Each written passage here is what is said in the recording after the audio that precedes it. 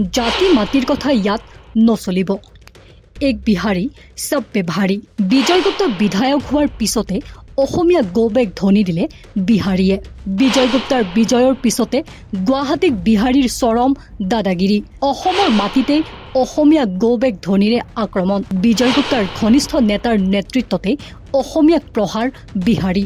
বিজেপিৰ যুৱ মৰ্চাৰ নেতাৰ নেতৃত্বতে বিহাৰীয়ে দিছিল অসমীয়া গৌবেগ ধ্বনি।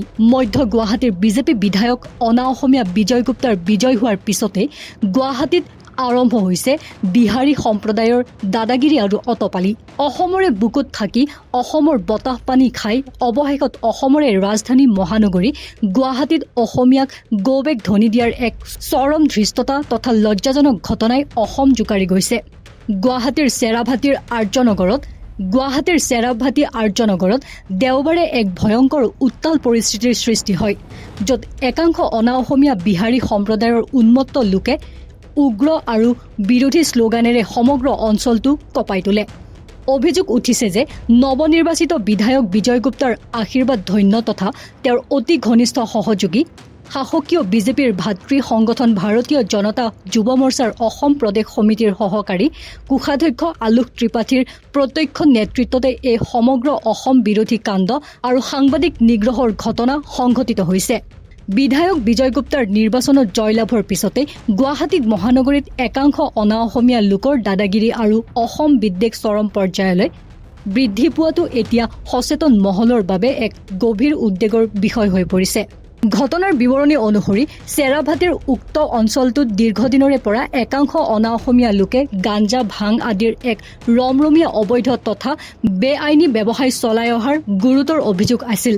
স্থানীয় আৰক্ষীয়ে এই সমগ্ৰ অবৈধ কাৰবাৰৰ প্ৰতি চকুমুদা কুলিৰ ভাও ধৰি থকাৰ পৰিপ্ৰেক্ষিতত জিতেন হালৈ নামৰ এজন সচেতন স্থানীয় লোকে ইয়াৰ বিৰুদ্ধে তীব্ৰ প্ৰতিবাদ সাব্যস্ত কৰি আহিছিল।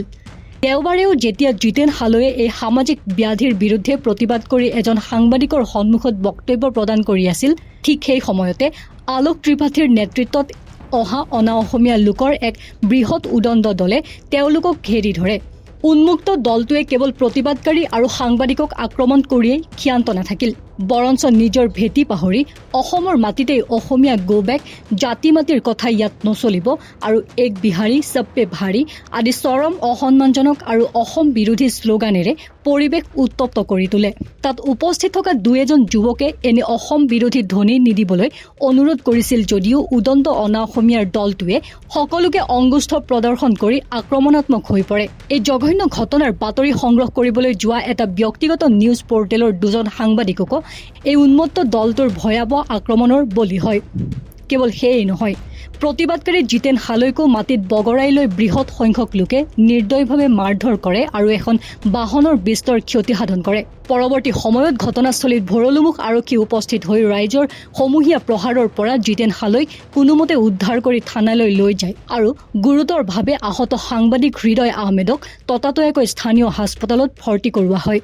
অসমৰ মাটিত থিয় হৈ সংবাদ মাধ্যমৰ কণ্ঠৰোধ কৰিবলৈ চলোৱা এই আক্ৰমণ আৰু মুকলিকৈ অসমীয়া জাতিক প্ৰত্যাহ্বান জনোৱা এই ঘটনাই এতিয়া সমগ্ৰ ৰাজ্যজুৰি তীব্ৰ প্ৰতিক্ৰিয়াৰ সৃষ্টি কৰিছে। News desk report, north east নাও।